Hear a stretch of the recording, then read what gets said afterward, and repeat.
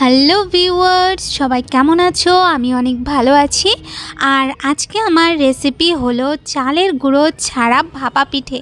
তো আজকে আমি তোমাদের সাথে দারুণ একটি রেসিপি শেয়ার করব। আশা করছি এই রেসিপিটা সবার খুব ভালো লাগবে।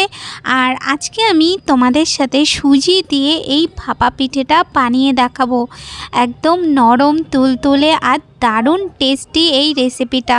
তো চলো দেখে নিই এই রেসিপিটা বানানোর জন্য আমাদের কি লাগছে। তো প্রথমে আমি এখানে একটা বোল নিয়ে নিয়েছি, আর তার মধ্যে আমি এই বাটিটা মেপে নিয়ে নিয়েছি 1 বাটি টক দই। এরপর আমি ওর মধ্যে দিয়ে দিচ্ছি পরিমাণ মতন একটু চিনি। আপনারা যেমন মিষ্টি খেতে পছন্দ করবেন সেই বুঝেই কিন্তু চিনিটা দিয়ে দেবেন। চিনিটা দেওয়ার পর তারপরে আমি ওর মধ্যে দিয়ে দিচ্ছি পরিমাণ মতন একটু লবণ। এরপর আমি একটা চামচের সাহায্যে ভালো করে চিনিটাকে দইয়ের সাথে ভালো করে একটু মিশিয়ে নেব। যখন মেশানো হয়ে যাবে তখন আমি ওই বাটিটা মেপেই আমি ওই বাটির 2 বাটি সুজি দিয়ে দেব। সুজিটা দেয়া হয়ে গেলে তারপরে আমি ওর মধ্যে দিয়ে দেব হালকা একটু জল। এখানে কিন্তু অল্প অল্প করে জল দিতে হবে। তো প্রথমে আমি সামান্য একটু জল দিয়ে দিয়েছি। এরপরে আমি চামচ দিয়ে ভালো করে একটু মিশিয়ে নেব। তো দেখুন এইভাবে মিশিয়ে নিতে হবে। আর যতক্ষণ মেশাচ্ছি ততক্ষণ আপনারা আমার চ্যানেলে নতুন হলে তাহলে প্লিজ আমার চ্যানেলটাকে সাবস্ক্রাইব করে আমার পাশে থাকবেন। তো দেখুন আমি আবারও একটু জল দিয়ে দিচ্ছি ওর মধ্যে। আর জলটা দিয়ে এরপর আমি ভালো করে মিশিয়ে নেব। ভালো করে মিশিয়ে নিয়ে ঠিক এই রকম একটা ব্যাটার বানিয়ে নিতে হবে। একদম পাতলা মোটেও বানাবেন না, তার জন্য অল্প অল্প করেই প্রথমে জল দেবেন। তো এরকম ব্যাটার তৈরি হয়ে গেলে তারপরে আমি ঢাকনা দিয়ে 15 মিনিটের জন্য একটু রেস্টে রেখে দেব। এরপর আমি বানিয়ে নেব নারকেলের পুর। তো নারকেলের পুর বানানোর জন্য আমি এখানে গ্যাসের উপরে একটা প্যান বসিয়ে দিয়েছি, আর ওর মধ্যে দিয়ে দিয়েছি নারকেল কোড়া আর দিয়ে দিয়েছি গুড়। এরপর একটু হালকা করে একটু নাড়িয়ে চাড়িয়ে দেব। তারপরে যখন গুড়টা এরকম গলে আসবে তখন আমি নারকেলটার সাথে ভালো করে একটু মিশিয়ে নেব। তো এইভাবেই 5-7 মিনিটের মধ্যেই একটু ভালো করে নাড়াচাড়া করে নিলেই তাহলেই আমাদের পুরটা রেডি হয়ে যাবে। তো দেখুন এখানে নারকেলের পুরটা রেডি হয়ে গেছে। এই সময় আমি গ্যাসটা বন্ধ করে দিয়ে এটাকে আমি আলাদা পাত্রে নিয়ে নেব।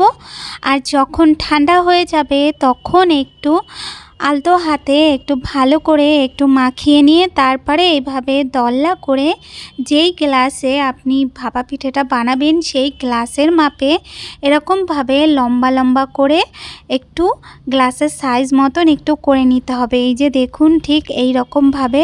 তো আপনি যতগুলো বানাবেন ততগুলোই এরকমভাবে করে নেবেন। আমি এখানে আর যেগুলো আছে সেইগুলো আমি বানিয়ে নিচ্ছি। এই যে দেখুন আমার বানানো হয়ে গেছে। এরপরে আমি যে ব্যাটারটাকে আমি ঢাকা দিয়ে রেস্টে রেখেছিলাম সেই ব্যাটারটা নিয়ে নেব। আর এই যে দেখুন ব্যাটারটা কতটা শক্ত শক্ত হয়ে রয়েছে। এরপর আমি ওর মধ্যে দিয়ে দেব সামান্য একটু বেকিং পাউডার। এখানে আমি 1 চামচের মতন একটু বেকিং পাউডার দিয়ে দিচ্ছি। আপনারা বেকিং সোডাও দিয়ে দিতে পারেন। এরপরে আমি ওর মধ্যে দিয়ে দেব জল। তো জলটা দিয়ে তারপরে আমি ভালো করে আবার একটু একটা চামচের সাহায্যে ভালো করে একটু ফেটিয়ে নেব। এখানে আমি 2 থেকে 3 মিনিটের মতন একটু ভালো করে এই সুজিটাকে দইয়ের সাথে ফেটিয়ে নেব, যাতে করে বেকিং পাউডারটা ওর মধ্যে ভালো করে একটু মিশে যায়। তো দেখুন এরকম একটা ব্যাটার তৈরি হয়ে যাবে। এরপরে আমি নিয়ে নেব একটা গ্লাস, আর গ্লাসের মধ্যে আমি একটা ব্রাশের সাহায্যে একটু ভালো করে তেল মাখিয়ে নেব।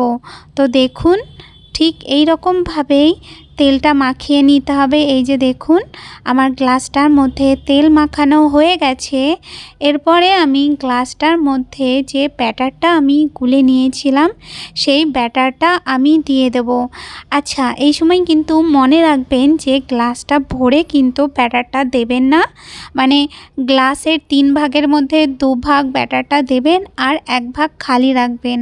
তো দেখুন আমি এতটা ভরে নিয়েছি। এরপরে আমি যে যে নারকেলের পুরটা বানিয়েছিলাম সেটা আমি সুজির মাঝ বরাবর এইভাবে একটু হালকা করে একটু ঢুকিয়ে দেব। তো দেখুন ঠিক এই রকমভাবে বানিয়ে নিতে হবে। এরপর আমি নিয়ে নেব একটা হাঁড়ি। এখানে আমি একটা হাঁড়ির মধ্যে জল নিয়ে নিয়েছি, আর এরপরে আমি ওই গ্লাসটা ওর মধ্যে বসিয়ে দেব। তারপরে আমি ঢাকা দিয়ে 10 থেকে 15 মিনিটের মতন একটু হতে দেব। তো 10-15 মিনিট পর আমি ঢাকনাটা সরিয়ে দেব। তো দেখুন এই যে কতটা সুন্দর তৈরি হয়েছে। এরপরে আমি ওটাকে নামিয়ে নিয়ে তারপরে একটু ঠান্ডা হতে দেব। এই যে দেখুন আমাদের পিঠেটা কতটা সুন্দর লাগছে দেখতে। এরপর আমি গ্লাসটাকে নিয়ে গ্লাসের 4 সাইডটা একটা ছুরির সাহায্যে এইভাবে একটু হালকা করে ছাড়িয়ে নেব, যাতে করে আমাদের এই ভাপা পিঠেটা বেরোতে কোনো রকম কোনো অসুবিধা না হয়। তো দেখুন এই যে আমাদের পিঠেটা একদম রেডি। দেখুন কতটা সুন্দর হয়েছে দেখতে। এরপর আমি এই পিঠেটাকে একটা ছুরির সাহায্যে একটু পিস পিস করে কেটে নেব। তো দেখুন এইভাবে হালকা করে একটু কেটে নিতে হবে, তার কারণ হলো এটা তো সুজির পিঠে, কোনো শক্ত জিনিস না। তো দেখুন এইভাবেই একটু কেটে নিতে হবে। তো এই যে আমাদের সুজির ভাপা পিঠে একদম রেডি। এটা যতটা সফট, খেতে কিন্তু দারুণ, আর দেখতে তো সুন্দর, আপনারা তো দেখতেই পাচ্ছেন। তো এই রেসিপিটা কিন্তু আপনারা অবশ্যই ট্রাই করবেন, সবার খুব ভালো লাগবে। আর রেসিপিটা যদি আপনাদের ভালো লেগে থাকে তাহলে অবশ্যই একটা লাইক আর কমেন্ট করতে ভুলবেন না।